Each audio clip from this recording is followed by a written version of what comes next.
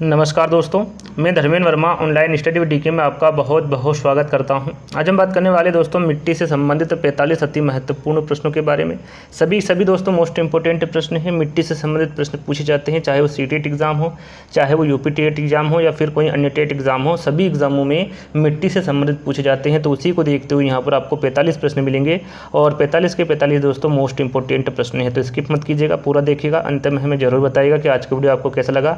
अच्छा लगे तो लाइक कर दीजिएगा, अपने दोस्तों के साथ शेयर कर दीजिएगा और अभी तक हमारे चैनल को सब्सक्राइब नहीं किया है तो सब्सक्राइब कर बेल आइकन को भी दबा लीजिएगा। और अभी तक हमारे ऐप से टेट सक्सेस को डाउनलोड नहीं किया है तो उसकी लिंक आपको डिस्क्रिप्शन मिल जाएगी, जाकर ऐप्स को डाउनलोड कर लीजिएगा, अपनी रेटिंग दे दीजिएगा और अपना सुझाव जरूर दीजिएगा कमेंट्स के माध्यम से कि वहाँ ऐप्स आपको कैसा लगा, क्योंकि जितनी भी हम यहाँ पर वीडियो बनाते हैं उन सभी की PDF आपको वहाँ पर उपलब्ध हो जाएगी। तो एक बार ऐप्स को जरूर से जरूर डाउनलोड कर लीजिएगा। चलिए शुरू करते हैं। आज का पहला प्रश्न है जो मिट्टी से संबंधित प्रश्न है उसका, भारतीय कृषि अनुसंधान परिषद के अनुसार भारत में कितने प्रकार की मिट्टियाँ पाई जाती है। मोस्ट इंपोर्टेंट प्रश्न है, एग्जाम में पूछा जाता है कि भारतीय कृषि अनुसंधान परिषद के अनुसार भारत में कितने प्रकार की मिट्टियाँ पाई जाती है, 4, 5, 6 या फिर 8।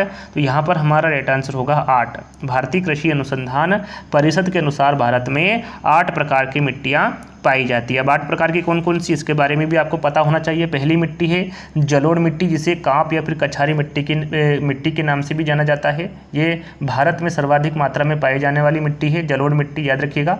और दूसरी मिट्टी है काली मिट्टी, तीसरी है लाल मिट्टी, चौथी है लेटेराइट मिट्टी, पांचवी है मरुस्थलीय मिट्टी जिसको रेतीली या फिर बलुई मिट्टी के नाम से भी जाना जाता है, और छठी मिट्टी है पर्वतीय या वनी मिट्टी, सातवीं मिट्टी का नाम है पीट मिट्टी या फिर जैविक मिट्टी, और आठवीं मिट्टी का नाम है लवणी एवं क्षारीय मिट्टी। याद रखिएगा ये 8 प्रकार की मिट्टियाँ होती है और 8 प्रकार मैंने आपको बता दिए, इनके बारे में आपको पता होना चाहिए।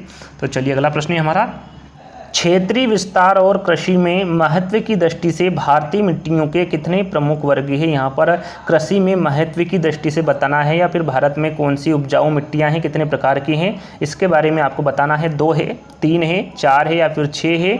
तो यहाँ पर हमारा राइट आंसर होगा 4। क्षेत्रीय विस्तार और कृषि में महत्व की दृष्टि से भारतीय मिट्टियों के 4 प्रमुख वर्ग है। कौन कौन से? पहली मिट्टी है जलोढ़ मिट्टी, दूसरी है लाल मिट्टी, तीसरी है काली मिट्टी और चौथी है लेटेराइट मिट्टी। इन चारों मिट्टियों के बारे में आपको पता होना चाहिए कि कृषि में महत्व की दृष्टि से भारतीय मिट्टियों में जलोढ़ मिट्टी, लाल मिट्टी, काली मिट्टी और लेटेराइट मिट्टी है, 4 प्रकार की मिट्टियां होती है। चलिए अगला प्रश्न है, भारत की सर्वाधिक महत्वपूर्ण मिट्टी कौन सी? मैंने आपको अभी बताया जलोढ़ है, काली है, लाल है या फिर लेटेराइट है। तो मैंने थोड़ी देर पहले ही बताया था कि भारत की प्रमुख सर्वाधिक महत्वपूर्ण मिट्टी या फिर सर्वाधिक पाए जाने वाली मिट्टी जलोढ़ मिट्टी है। तो यहाँ पर हमारा जो राइट आंसर होगा वो पहला वाला रहेगा।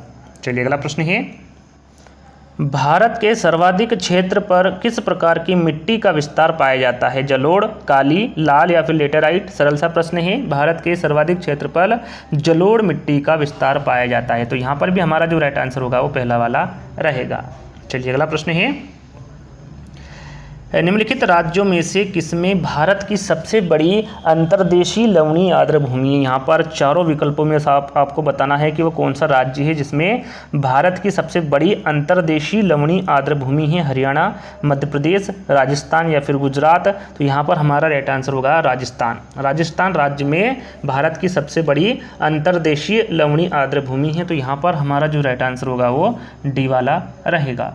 चलिए अगला प्रश्न है, नवीन जलोढ़ मिट्टी को अन्य किस नाम से जाना जाता है? सबसे पहले मैं आपको बता दूं जलोढ़ मिट्टी 2 प्रकार की होती है। कितनी प्रकार की होती है? 2 प्रकार की। याद रखिएगा प्रश्न में पूछा जाए जलोढ़ मिट्टी कितने प्रकार की होती है, तो 2 प्रकार की होती है। कौन कौन सी? पुरानी जलोढ़ और नया जलोढ़। पुरानी जलोढ़ को बागर के नाम से जानते हैं और नया जलोढ़ को खादर के नाम से जानते हैं। यहाँ पर नवीन जलोढ़ या फिर नया जलोढ़ मिट्टी के बारे में पूछा गया है तो यहाँ पर हमारा राइट आंसर होगा खादर। यदि पुरानी जलोढ़ के बारे में पूछा जाता, पुरानी जलोढ़ मिट्टी के बारे में पूछा जाता तो हमारा राइट आंसर कौन सा होता? बी वाला। लेकिन यहाँ पर नवीन जलोढ़ मिट्टी को अन्य किस नाम से जाना जाता है तो वो खादर के नाम से जाना जाता है। तो यहाँ पर हमारा जो राइट आंसर होगा वो पहला वाला रहेगा। चलिए अगला प्रश्न है, क्षेत्रफल के आधार पर भारत की मिट्टियों का सही अवरोही क्रम क्या है। यहाँ पर आपको क्षेत्रफल के आधार पर बताना है भारत की मिट्टियों का सही अवरोही क्रम, या फिर यूँ कह लीजिए कि आपको घटता क्रम बताना है कि सबसे ज़्यादा कौन सी मिट्टी पाई जाती है, उससे कम कौन सी पाई जाती है, उससे कम कौन सी पाई जाती है और उससे कम कौन सी पाई जाती है। आपको इस चारों प्रश्नों के माध्यम से बताना है। तो यहाँ पर देखिए भारत में सर्वाधिक कौन सी मिट्टी पाई जाती है। यहाँ पर सिर्फ आपको 2 मिट्टी के बारे में पता होना चाहिए, बाकी की 2 मिट्टी आप आसानी से लगा सकते हैं। तो सर्वाधिक मिट्टी पाई जाती है जलोढ़ मिट्टी, और उसके नीचे आती है लाल मिट्टी। जलोढ़ और लाल मिट्टी को याद कर लीजिएगा। उसके बाद काली मिट्टी आती है और उसके बाद लेटराइट मिट्टी आती है अवरोही क्रम में, याद रखिएगा। और यही चारों मिट्टी मैंने आपको बताया था। कृषि के आधार पर मिट्टी कितने प्रकार की होती है, 4 प्रकार की होती है। कौन कौन सी? जलोढ़, लाल, काली और लेटराइट, और यही इनका अवरोही क्रम है। तो यहाँ पर हमारा जो राइट आंसर होगा वो बी वाला रहेगा।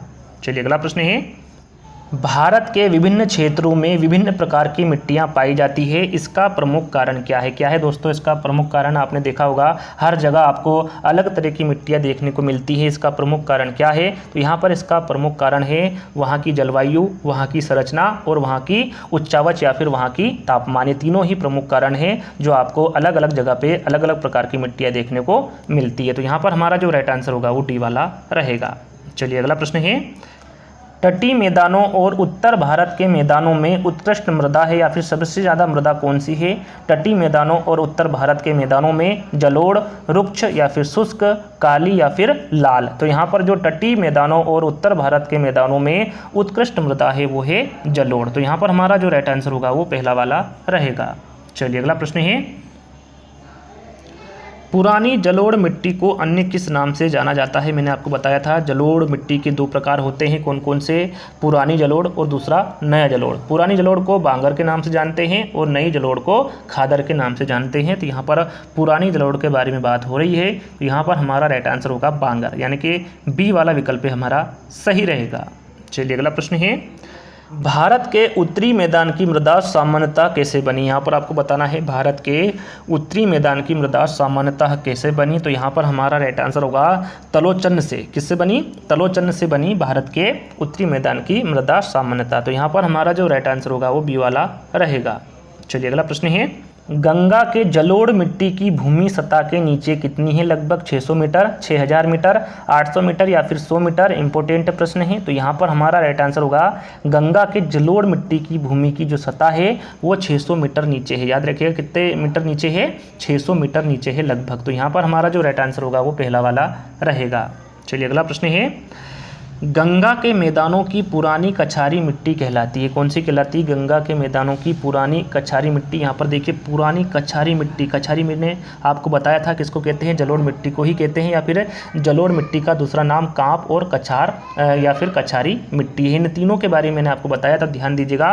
पुरानी कछारी मिट्टी या फिर पुरानी जलोढ़ मिट्टी किसे कहते हैं? गंगा के मैदानों की बागर, खादर, कल्लर या फिर रेगुड़। तो मैंने आपको पहले ही बताया था यहाँ पर बागर हमारा राइट आंसर होगा। पुरानी कछारी मिट्टी या फिर पुरानी जलोढ़ मिट्टी किसे कहते हैं? तो वो बागर को कहते हैं। इसके बारे में आपको पहले ही बता चुका हूँ। जो कछारी मिट्टी है या फिर जलोढ़ मिट्टी है वो 2 प्रकार की होती है, पुरानी जलोढ़ और नई जलोढ़। पुरानी जलोढ़ को बागर के नाम से जानते हैं और नई जलोढ़ को खादर के नाम से जानते हैं। तो यहाँ पर आपको इस प्रकार के प्रश्न भी दे दिए जाएंगे। जरूरी नहीं यहाँ पर पुरानी जलोढ़ मिट्टी के बारे में पूछा जाए, यहाँ पर आपको पुरानी कछारी मिट्टी के बारे में पूछा जा सकता है, जो कि जलोढ़ का दूसरा नाम है। तो यहाँ पर हमारा जो राइट आंसर होगा वो पहला वाला रहेगा। चलिए अगला प्रश्न है, निम्नलिखित में से किस प्रकार की मिट्टी के लिए न्यूनतम उर्वरक की आवश्यकता होती है। वो कौन सी मिट्टी है जिसके लिए न्यूनतम उर्वरक की आवश्यकता होती है? काली मिट्टी, लाल मिट्टी, जलोढ़ मिट्टी या फिर लेटेराइट मिट्टी। तो यहाँ पर हमारा राइट आंसर होगा जलोढ़ मिट्टी। याद रखिएगा जलोढ़ मिट्टी के लिए न्यूनतम उर्वरक की आवश्यकता होती है। तो यहाँ पर हमारा जो राइट आंसर होगा वो सी वाला रहेगा। चलिए अगला प्रश्न है, गंगा के मैदान की पुरानी कछारी मिट्टी कहलाती है। यहाँ पर पुरानी कछारी मिट्टी के बारे में बात हो रही है। गंगा के मैदानों की भावर, बागर, खादर या फिर तराई। तो मैं इसके बारे में आपको पहले ही बता चुका हूँ। तो यहाँ पर हमारा राइट आंसर होगा बागर। गंगा के मैदान की पुरानी कछारी मिट्टी बागर कहलाती है। यहाँ प्रश्न रिपीट हुआ है तो यहाँ पर ध्यान दीजिएगा, बी वाला विकल्प हमारा सही रहेगा। चलिए अगला प्रश्न है, भारत के समस्त स्थल भाग का कितना प्रतिशत जलोढ़ मिट्टी से ढका हुआ है? यहाँ पर जलोढ़ मिट्टी से ढका हुआ भाग आपको बताना है 20, 24, 29 या फिर 33। तो यहाँ पर हमारा राइट आंसर होगा 24। लगभग 24% भाग जलोढ़ मिट्टी से ढका हुआ है। तो यहाँ पर हमारा जो राइट आंसर होगा वो बी वाला रहेगा। चलिए अगला प्रश्न है, जलोढ़ मिट्टी में जब बालू के कणों और चीका की मात्रा लगभग बराबर होती है तो उसे क्या नाम दिया जाता है? यहाँ पर पूछा गया है कि जब बालू के कणों और चीका की मात्रा लगभग बराबर होती है जलोढ़ मिट्टी में तो उसे क्या नाम दिया जाता है? रेह, कल्लर, रेगुड़ या फिर दोमट? तो यहाँ पर हमारा राइट आंसर होगा उसे दोमट नाम दिया जाता है। तो यहाँ पर हमारा जो राइट आंसर होगा वो डी वाला रहेगा। जलोढ़ मिट्टी में जब बालू के कणों और चीका की मात्रा लगभग बराबर होती है तो उसे दोमट नाम दिया जाता है। यहाँ पर डी वाला विकल्प हमारा सही रहेगा। चलिए अगला प्रश्न है, निम्न में से कौन सी मिट्टी प्रायद्वीपीय भारत में अधिकतम क्षेत्र पर विस्तृत है? प्रश्न को ध्यान से पढ़ना है। प्रश्न में प्रायद्वीपीय भारत में पूछा गया है कि वो कौन सी मिट्टी है जो अधिकतम क्षेत्र पर विस्तृत है? काली मिट्टी, लेटेराइट मिट्टी, लाल मिट्टी या फिर जलोढ़ मिट्टी? तो यहाँ पर हमारा राइट आंसर होगा काली मिट्टी। कंफ्यूज नहीं होना है। प्रायद्वीपीय भारत की पूछे तो अधिकतम क्षेत्र पर काली मिट्टी विस्तृत है और सर्वाधिक भारत में सर्वाधिक मिट्टी कौन सी है? तो वो है जलोढ़ मिट्टी, जिसके बारे में आपको पहले ही बता चुका हूं। तो यहाँ पर हमारा जो राइट आंसर होगा वो पहला वाला रहेगा। चलिए अगला प्रश्न है, कपास की खेती के लिए सर्वोत्तम मिट्टी कौन सी होती है? काली मिट्टी, लाल मिट्टी, चिकनी मिट्टी या फिर लेटेराइट मिट्टी? तो यहाँ पर कपास की खेती के बारे में पूछा गया है कि कौन सी मिट्टी सर्वोत्तम मिट्टी है? तो वो है काली मिट्टी। याद रखिएगा, कपास की खेती के लिए काली मिट्टी सर्वोत्तम मिट्टी होती है। तो यहाँ पर पहला वाला विकल्प हमारा सही रहेगा। चलिए अगला प्रश्न है, लावा के प्रवाह से किस मिट्टी का निर्माण होता है? लाल मिट्टी, काली मिट्टी, जलोढ़ मिट्टी या फिर लेटेराइट मिट्टी? तो यहाँ पर हमारा राइट आंसर होगा काली मिट्टी। लावा के प्रवाह से काली मिट्टी का निर्माण होता है, याद रखिएगा, और उसमें कपास की खेती की जाती है काली मिट्टी में। तो यहाँ पर हमारा जो राइट आंसर होगा वो बी वाला रहेगा। चलिए अगला प्रश्न है, काली मिट्टी का विस्तार पाया जाता है कहाँ पर पाया जाता है? काली मिट्टी का विस्तार महाराष्ट्र, मध्य प्रदेश, गुजरात या फिर इनमें से सभी में? तो यहाँ पर जो काली मिट्टी का विस्तार पाया जाता है वो महाराष्ट्र में भी पाया जाता है, मध्य प्रदेश में भी पाया जाता है और गुजरात में भी पाया जाता है। तो यहाँ पर हमारा जो राइट आंसर होगा वो इनमें से सभी में होगा। चलिए अगला प्रश्न है, काली मिट्टी किस फसल की खेती के लिए सर्वाधिक उपयोगी होती है? गेहूं, कपास, चावल या फिर जूट? तो अभी मैंने आपको बताया कि काली मिट्टी कपास फसल की खेती के लिए सर्वाधिक उपयोगी होती है। तो यहाँ पर बी वाला विकल्प हमारा सही रहेगा। चलिए अगला प्रश्न है, निम्नलिखित में से कौन सी मिट्टी जैव पदार्थों से भरपूर होती है? यहाँ पर आपको बताना है न चारों विकल्पों में से वो कौन सी मिट्टी है जो जैव पदार्थों से भरपूर होती है? काली मिट्टी, मखरली मिट्टी, लाल मिट्टी या फिर जलोढ़ मिट्टी? तो यहाँ पर हमारा राइट आंसर होगा काली मिट्टी। याद रखिएगा, इंपॉर्टेंट प्रश्न है। काली मिट्टी में जैव पदार्थ भरपूर मात्रा में होते हैं। तो यहाँ पर हमारा जो राइट आंसर होगा वो पहला वाला रहेगा। चलिए अगला प्रश्न है, काली मिट्टी के संबंध में निम्न में से कौन सा कथन असत्य है? प्रश्न को ध्यान से पढ़ना है। प्रश्न में पूछा गया है कौन सा कथन असत्य है काली मिट्टी के संबंध में? काली मिट्टी कपास की वृद्धि के लिए आदर्श होती है। तो यहाँ पर हम पहले ही पढ़ चुके हैं, बिल्कुल सही है पहला पॉइंट।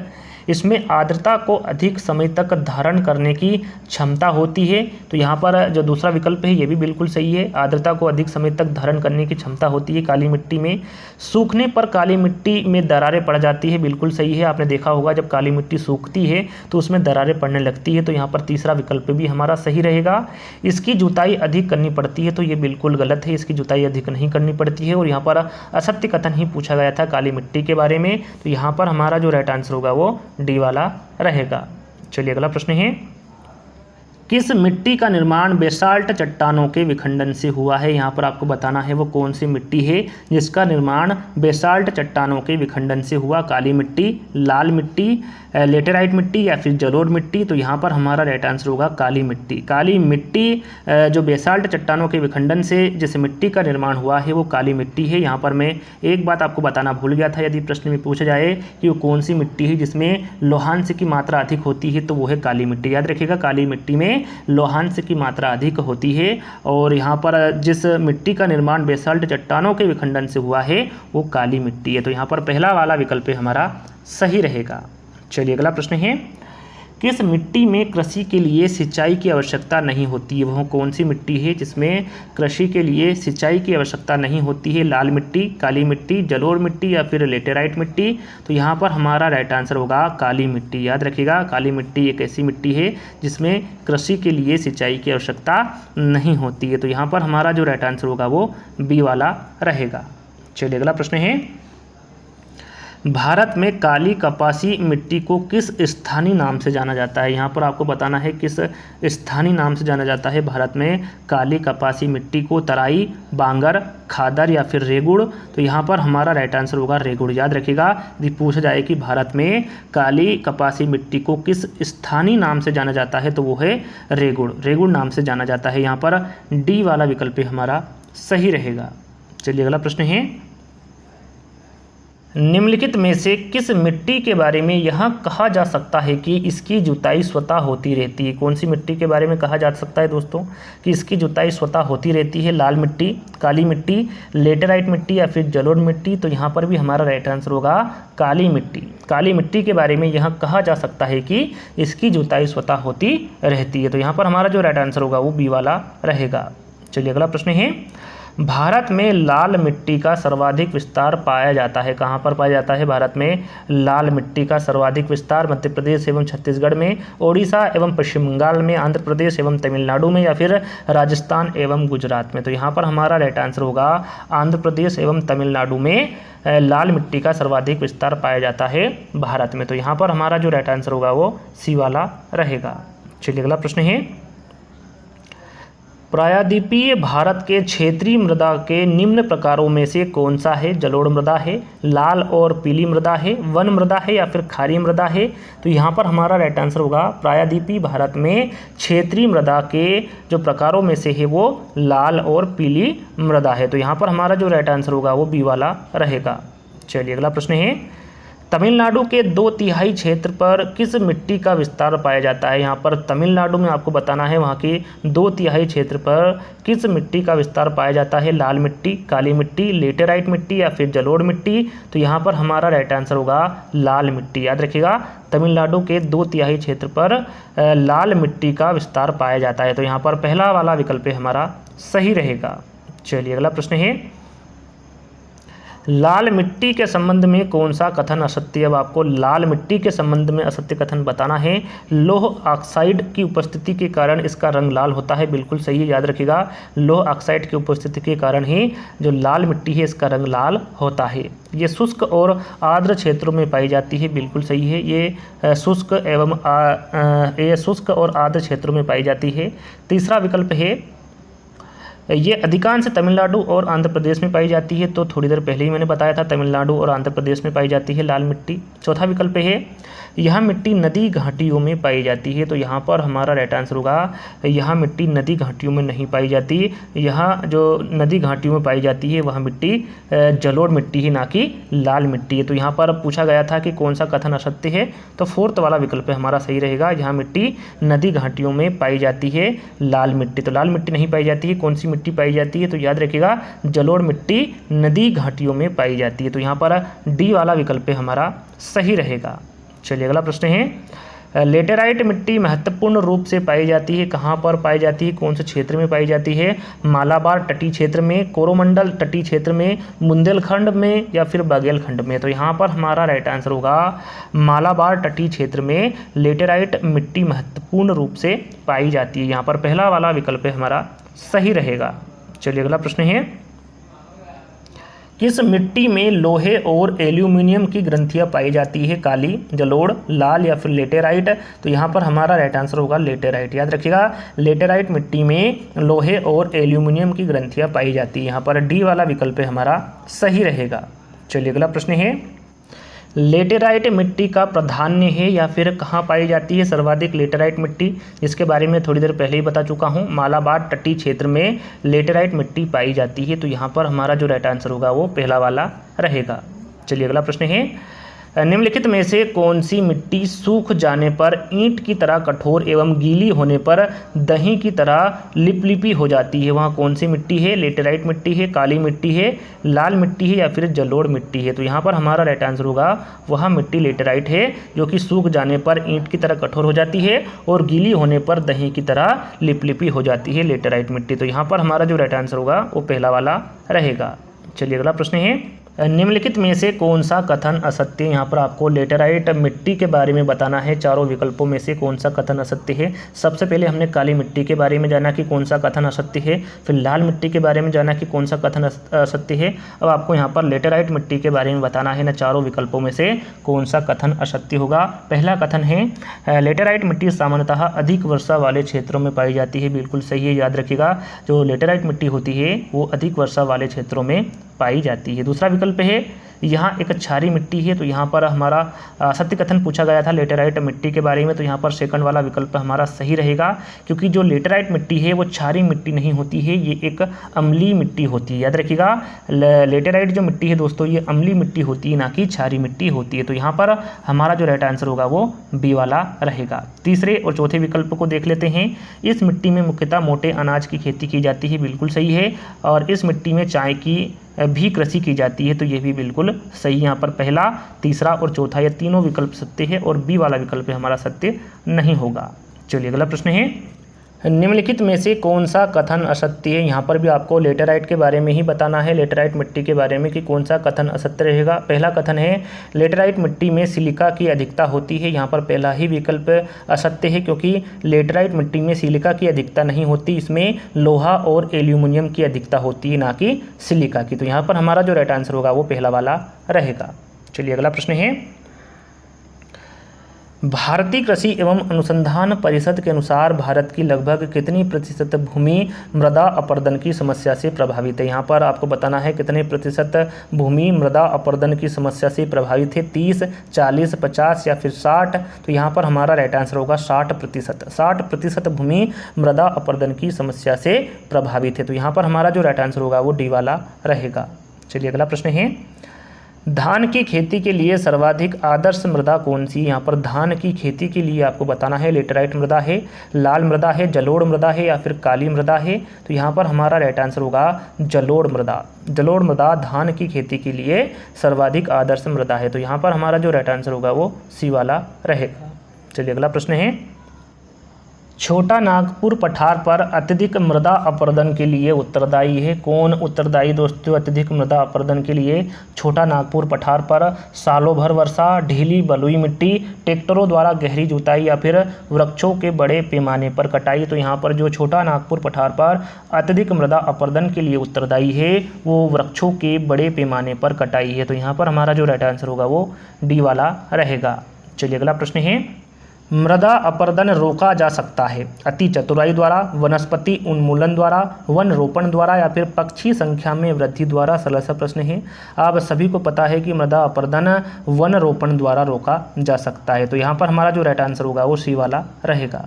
चलिए अगला प्रश्न है, रेगुड़ नाम है लेटेराइट मिट्टी का, काली मिट्टी का, कछारी मिट्टी का या फिर लाल मिट्टी का? तो यहाँ पर जो रेगुड़ नाम है वो काली मिट्टी का नाम है। काली मिट्टी को रेगुड़ नाम से भी जाना जाता है। तो यहाँ पर हमारा जो राइट आंसर होगा वो बी वाला रहेगा। चलिए अगला प्रश्न है,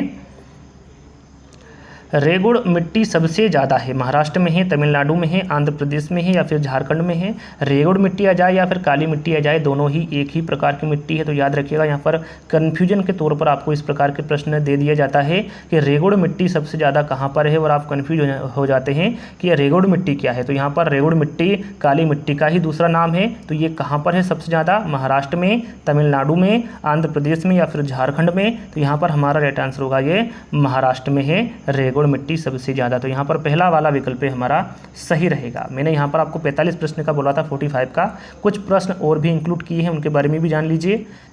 किस किस्म की मिट्टी में जिप्सम का प्रयोग करके उसे फसल उगाने के लिए उपयुक्त बनाया जाता है। ये 46 वाला प्रश्न है। इस प्रश्न में पूछा गया है कि किस किस्म की मिट्टी में जिप्सम का प्रयोग करके उसे फसल उगाने के लिए उपयुक्त बनाया जाता है। क्षारीय, अम्लीय, जलाकांत या फिर जिस मिट्टी में मटियार या फिर क्ले की मात्रा अधिक हो। तो यहाँ पर हमारा राइट आंसर होगा अम्लीय। अम्लीय किस्म की मिट्टी में जिप्सम का प्रयोग करके उसे फसल उगाने के लिए उपयुक्त बनाया जाता है। तो यहाँ पर हमारा जो राइट आंसर होगा वो बी वाला रहेगा।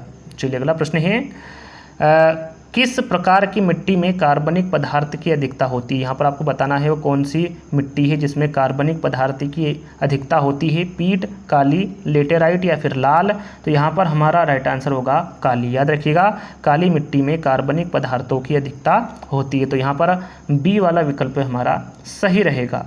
चलिए अगला और लास्ट प्रश्न है। इस वीडियो में आपको टोटल 48 प्रश्न मिलेंगे। महाराष्ट्र में सर्वाधिक मात्रा में पाई जाने वाली उपलब्ध मृदा कौन सी है या फिर मृदा का प्रकार कौन सा है, इसके बारे में पहले ही बता चुका हूं कि महाराष्ट्र में सर्वाधिक मात्रा में पाई जाने वाली जो मिट्टी है वो कौन सी है। तो आप सभी को पता है काली मिट्टी। महाराष्ट्र में सर्वाधिक मात्रा में पाए जाने वाली उपलब्ध मृदा का प्रकार काली मिट्टी है। तो यहाँ पर हमारा जो राइट आंसर होगा वो बी वाला रहेगा। और यहीं पर हमारे जो मैंने शुरू में आपको 45 बताए थे उसमें मैंने प्लस 3 प्रश्न इंक्लूड कर दिए हैं। टोटल यहाँ पर आपको 48 प्रश्न देखने को मिले।